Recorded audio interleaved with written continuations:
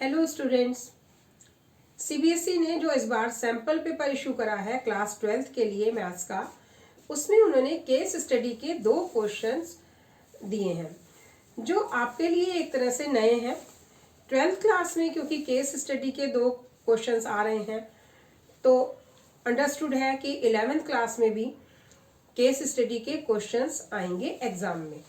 11th class का internal exam है, लेकिन जो पैटर्न 12th क्लास का होता है वही 11th क्लास भी फॉलो किया जाता है। बेटा, केस स्टडी क्या चीज है ये अब आपको समझना पड़ेगा। केस स्टडी के क्वेश्चंस हर टॉपिक पे बन सकते हैं।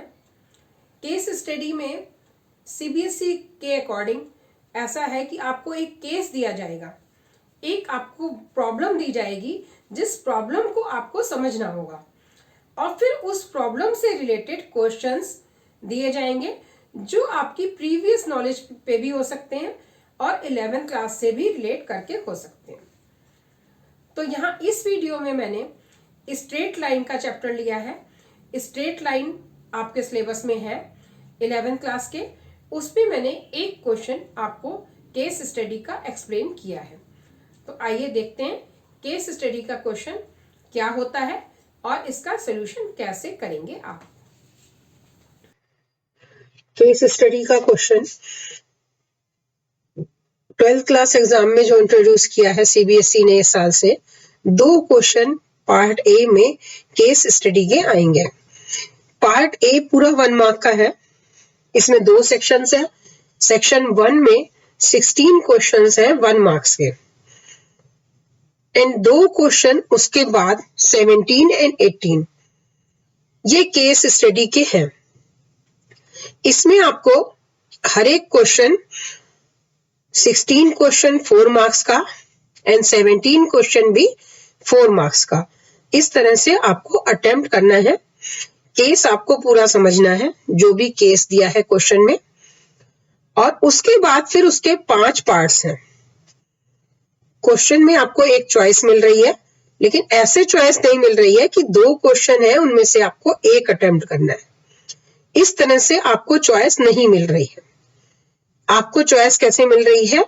जो केस वाले क्वेश्चंस हैं दोनों समझने हैं आपको, और उसमें पहले वाला जो क्वेश्चन है केस स्टडी का क्वेश्चन नंबर 16, उसमें 5 में से 4 पार्ट अटेम्प्ट करने हैं और हर एक पार्ट के 1 मार्क्स आपको मिलेंगे। इसी तरह से दूसरा क्वेश्चन भी, उसमें से आपको 5 पार्ट्स के 16 एंड 17 2 क्वेश्चन है। केस दिया होगा आपको, पूरा केस समझिए, और 5 में से कोई 4 पार्ट आप अटेम्प्ट करिए, यानी 4 और 4 8 पार्ट होंगे, यानी 8 मार्क्स आपको केस स्टडी से मिलेंगे। यहाँ पे मैंने एक स्ट्रेट लाइन आपका जो चैप्टर है उसमें से उस पे एक क्वेश्चन आपको एक्सप्लेन करने जा रही हूँ। देखिए, uh parking lot in an IT company is triangular shaped with 2 of its vertices at B -20 and C 112। ये एक कोई आईटी कंपनी है जिसका पार्किंग लॉट है। आपको ये सारा कुछ ऐसे ही दिया होगा क्वेश्चन में। पार्किंग लॉट है, ये किस शेप का है? ट्रायंगुलर शेप का है, जिसकी आपको 2 वर्टेक्स गिवन है B एंड C। ये 2 वर्टेक्स आपको पता है, एंड थर्ड वर्टेक्स A।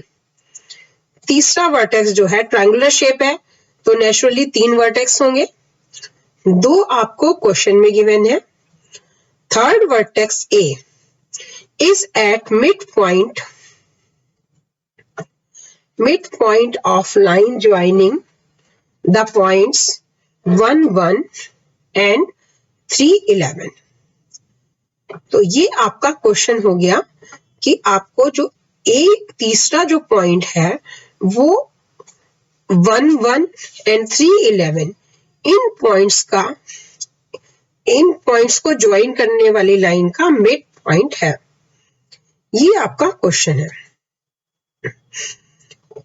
एक कोई कंपनी है जिसका पार्किंग लॉट है, पार्किंग लॉट ट्रायंगुलर शेप का है, ठीक है। अब इसमें दो वर्टेक्स आपको दिए हुए हैं और तीसरा वर्टेक्स आपको कहा जा रहा है कि एक और लाइन है, उसके एंड पॉइंट्स आपको गिवन है, उसका मिड पॉइंट है। ये आपका क्वेश्चन है। अब देखिए इस पे क्वेश्चन किस तरह से बन सकते हैं। डियर स्टूडेंट्स, क्वेश्चंस तो बहुत सारे बन सकते हैं, लेकिन यहाँ जो है 5 पार्ट्स आपको जो दिए जा रहे हैं उनको समझिए। Find the coordinates of A. First part में आपको ए के कोऑर्डिनेट फाइंड करने हैं। Second part, find the equation of line that passes through points B -2, 0 and C 1, 12. Third part, find the equation of line parallel to BC and passing through vertex A. Fourth part, find the equation of line perpendicular to BC and passing through vertex A. And last part is the line obtained in fourth part divides the parking lot into unequal areas. यहाँ पे ये कहा जा रहा है कि जो आपने फोर्थ पार्ट में इक्वेशन ऑफ लाइन ऑब्टेन करी है, ये 2 अनइक्वल पार्ट्स में डिवाइड कर रही है। Volunteers are asked to put posters on child labor and education for all. Education for all in these 2 areas. Suggest with the reasoning. ये आपको आंसर करना है with reasoning. Which poster should be put up in which area of parking lot? This is the question. ये आपको question में दिए हुए हैं। अब इसमें यहाँ आप जो क्वेश्चन आपको इजी लग रहे हैं वो आप कोई भी 4 पार्ट इसमें से कर सकते हैं। यहाँ कोई कंपल्शन नहीं है कि आप पहला वाला पार्ट चाहे तो वो छोड़ दीजिए और बाकी के कर लीजिए। लेकिन डियर स्टूडेंट्स, यहाँ फर्स्ट पार्ट अगर आप छोड़ देंगे तो आप आगे का क्वेश्चन नहीं कर पाएंगे। तो इसमें आपको यहाँ समझना पड़ेगा, बोर्ड ने तो कह दिया है चॉइस है आपको, लेकिन क्वेश्चन आपस में एक दूसरे से रिलेटेड है। लेकिन फिर भी आपसे जो पार्ट मुश्किल लग रहा है उसको आप एक छोड़ सकते हैं। एक आपको छोड़ना है, आपको 4 पार्ट अटेम्प्ट करने हैं। आइए देख लेते हैं इसका सोल्यूशन कैसे है। फर्स्ट पार्ट में हमें कहा गया है फाइंड द कोऑर्डिनेट्स ऑफ ए। अब देखिए ए क्या है, ए है मिड पॉइंट। तो यहां आपको ना पार्किंग लॉट से मतलब है ना किसी और चीज से मतलब है, सिर्फ एक आपको मिड पॉइंट का फॉर्मूला जो आपको बहुत अच्छे से आता है वो यूज करके ए के कोऑर्डिनेट निकाल देने हैं। देखिए ए के कोऑर्डिनेट आप बहुत इजीली निकाल लेंगे। यहां हमने सपोज कर दिया A is midpoint of line joining the points 1, 1 and 3, 11. अब ये आपका सीधा फॉर्मूला है मिड पॉइंट का। x equals x1 plus x2 by 2।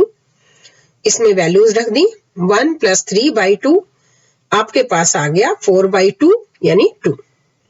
इसी तरह से y की value y equals y1 plus y2 by 2। अब इसमें y की वैल्यूज रख दीजिए 1 एंड 11 यानी 12 बाई 2 6। तो ये आपका कंप्लीट हो गया। ए पॉइंट आपने निकाल दिया। ये यहाँ पे फिगर बना दी गई है आपके लिए। ये -20 पॉइंट है जो क्वेश्चन में गिवन है। 112 ये आगे यूज होगा, अभी नहीं यूज हो रहा है। अभी हमारे पास जो यूज हो रहे हैं वो सिर्फ आपके 2 पॉइंट्स।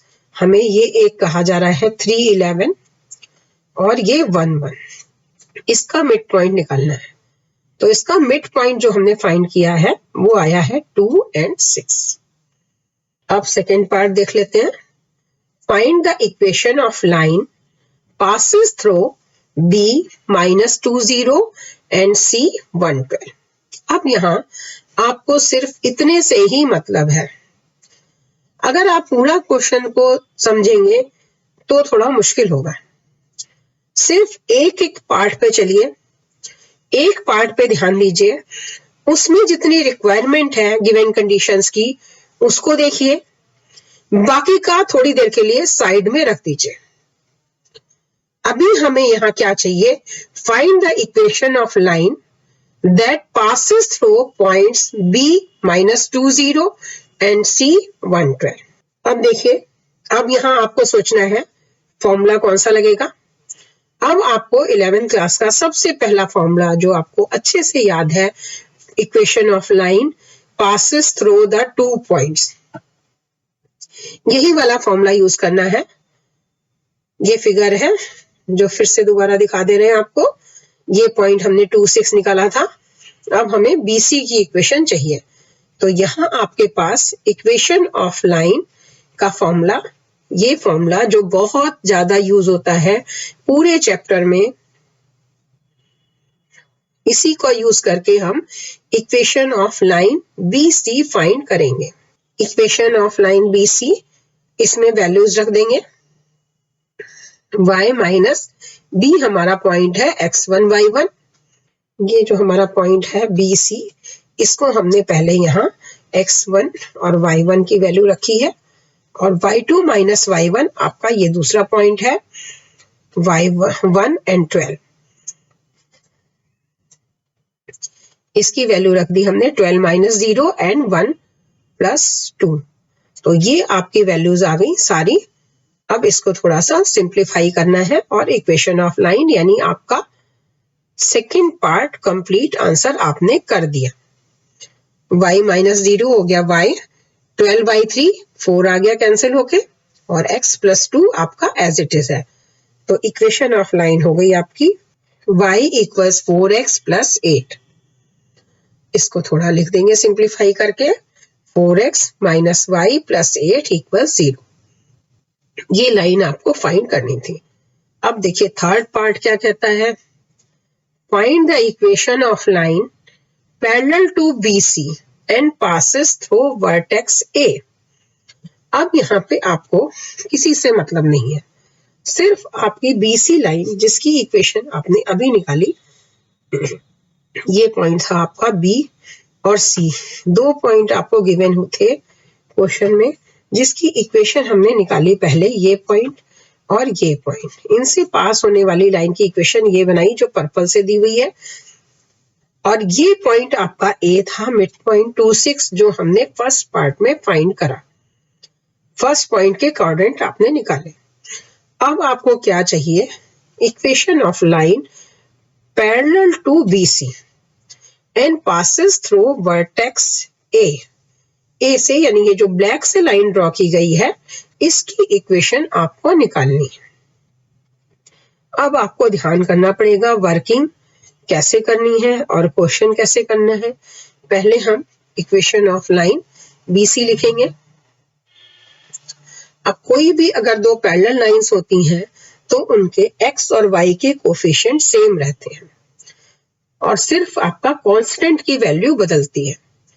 तो यहाँ पे हमने इक्वेशन ऑफ लाइन, जितनी भी लाइंस पैरेलल टू BC होंगी, BC से जो भी लाइंस पैरेलल होंगी, उनमें क्या होगा? 4x - y, ये आपका एज इट इज रहेगा। सिर्फ क्या बदलेगा? 8 की जगह अलग अलग वैल्यूज आप रखते जाइए, तो आपको इक्वेशन ऑफ लाइंस मिलती जाएंगी जो BC के पैरेलल है। लेकिन यहाँ हमें वो लाइन निकालनी है जो BC के पैरेलल है एंड वर्टेक्स A से पास हो रही है, यानी 2, 6 से पास हो रही है। तो देखिए ये इक्वेशन हमने लिख ली, 4x - y + k = 0। ये आपकी हो गई इक्वेशन ऑफ लाइन। अब ये लाइन क्योंकि 2 और 6 पॉइंट से पास हो रही है, तो इसका मतलब क्या होता है? अगर आपकी कोई लाइन किसी पॉइंट से पास हो रही है तो उसका मतलब वो x और y की वैल्यूज हैं। ये लाइन आपकी 2 6 से पास हो रही है, तो इट मींस x की वैल्यू 2 और y की वैल्यू 6, ये हमने सब्स्टिट्यूट कर दी। 4 इंटू 2 माइनस 6, इसको थोड़ा सिंप्लीफाई कर लेंगे, 8 माइनस 6, k की वैल्यू आ गई -2। अब इस k की वैल्यू को वापस इक्वेशन में रख देंगे, तो आपके पास आ गई equation of line which is parallel to BC and passes through vertex A। ये आ गई value 4x minus Y minus 2 equal 0। ये पार्ट कंप्लीट हो गया।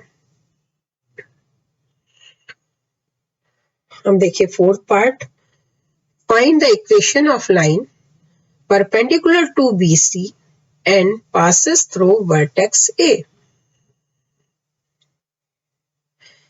अब आपको फिर से BC लाइन का यूज करके उससे परपेंडिकुलर लाइन की इक्वेशन निकालनी है जो वर्टेक्स A से पास हो। देखिए यहाँ पे ये रेड लाइन है, ये आपकी BC है पर्पल, और रेड लाइन जो A से पास हो रही है एंड परपेंडिकुलर टू BC है। इसकी इक्वेशन हमें चाहिए। कैसे करेंगे? इक्वेशन ऑफ BC ये लिख लिया। अब इसको फाइंड करने के लिए यहां मैंने मेथड लिया है कि अगर आपको कोई एक लाइन गिवन है और उससे परपेंडिकुलर लाइन की इक्वेशन निकालनी है, तो आप क्या कर सकते हैं, x और y के जो कोफिशिएंट हैं उनको बदल दीजिए और एक कोफिशिएंट का साइन बदल दीजिए और जो कांस्टेंट है उसकी जगह k रख दीजिए।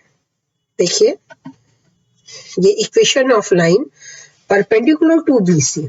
कोई भी लाइन अगर आपको किसी लाइन के परपेंडिकुलर देखनी है तो आपको क्या करना है, हमने यहाँ 4 को आपस में बदल दिया, x और y के कोफिशिएंट बदलने हैं और x और y में से किसी भी एक का साइन बदलना है और प्लस k करके इक्वल 0। अब क्या करेंगे, ये लाइन आपकी BC 2 6 से पास हो रही है, तो x और y को 2 और 6 रख के k फाइंड कर लेंगे। डियर स्टूडेंट्स, यहाँ पे अगर आपको ये मेथड बहुत इजी है, छोटा है, जो आप सीखते हैं स्कूल में क्लास में सिखाया जा रहा है, वो आपका दूसरा मेथड है कि आप इक्वेशन ऑफ लाइन BC का m1 निकालिए। फिर आपको पता है कि अगर कोई दो लाइन परपेंडिकुलर होती हैं तो m1 इंटू m2 इक्वल्स -1, इससे आप m2 निकालिए। फिर आप इक्वेशन ऑफ लाइन निकालिए, कौन सा formula, y minus y1 equals mx minus x1। इससे भी कर सकते हैं, लेकिन ये थोड़ा सा बड़ा पड़ता है। ये मेथड मैं आपको सिखा रही हूँ छोटा, इसको सीख लीजिए कि अगर आपको यहाँ पे कोई लाइन दी गई है जो परपेंडिकुलर है, सपोज आपके पास एक लाइन ये है 2x plus 3y minus 7 equal 0, और आपको ऐसी इक्वेशन लिखनी है लाइन की जो इस लाइन से परपेंडिकुलर है, तो आपको क्या करना है, आप इसको बदल दीजिए और एक का आप साइन बदल दीजिए। ये दोनों लाइन आपस में परपेंडिकुलर होंगी। आप चाहें तो यहां से m1 into m2 condition find करके देख सकते हैं। इसका दोनों लाइंस का m1 स्लोप निकालिए, पहली लाइन का स्लोप m1 रखिए, दूसरे का m2 रखिए। देखिए परपेंडिकुलर आएगा, m1 इंटू m2 इक्वल्स -1। तो इस तरह से कर सकते हैं आप ये क्वेश्चन। देखिए ये बहुत इजी होता है इसको करना। अगर आप यहाँ चाहेंगे तो इसको आप बहुत आसानी से कर सकते हैं। जो भी आपको x y दिया है इसके कोफिशिएंट हम बदल देते हैं और एक का साइन बदल देते हैं और जो कांस्टेंट है उसकी जगह k रख देते हैं। फिर आप दूसरी कंडीशन यूज करिए, जो आपको गिवन है उसका यूज करके k की वैल्यू निकालिए और k की वैल्यू रख दीजिए तो आपकी इक्वेशन ऑफ लाइन आ जाएगी। ये क्वेश्चन अगर आप चाहेंगे, अगर 1 मार्क में बहुत छोटा क्वेश्चन है तो आप इतना सब नहीं लिखना चाहते तो आप इसको शॉर्ट में ओरल भी कर सकते हैं इस मेथड से। अब देखिए, सिंस ये जो लाइन है परपेंडिकुलर, ये A से पास हो रही है, जो रेड लाइन है आपकी ये 2 6 से पास हो रही है, तो इसका मतलब क्या हो गया, x की वैल्यू 2 और y की वैल्यू 6, x की वैल्यू 2 एंड y की वैल्यू 6 रख दी। अब इसको कैलकुलेट कर लेंगे, ओके, हमारे पास आ गया -26। तो हमने ये equation of required line is x plus 4y minus 26 equals 0। ये हमने निकाल दिया लाइन की इक्वेशन जो परपेंडिकुलर है BC के। अब देख लेते हैं लास्ट पार्ट आपका, ये क्या कहता है, the line obtain in fourth part. जो फोर्थ पार्ट में आपने लाइन निकाली जो रेड लाइन थी, divides the parking lot in 2 unequal areas। Volunteers are asked to put posters child labor and education for all in these 2 areas. Suggest with the reasoning which poster should be put in which area of parking lot। अब जरा figure देखिए, यहाँ पे ये आपकी जो red line है ये इसको 2 उसमें डिवाइड कर रही है। ये रेड लाइन जो है आपकी, ये रेड वाली लाइन आपकी इसको 2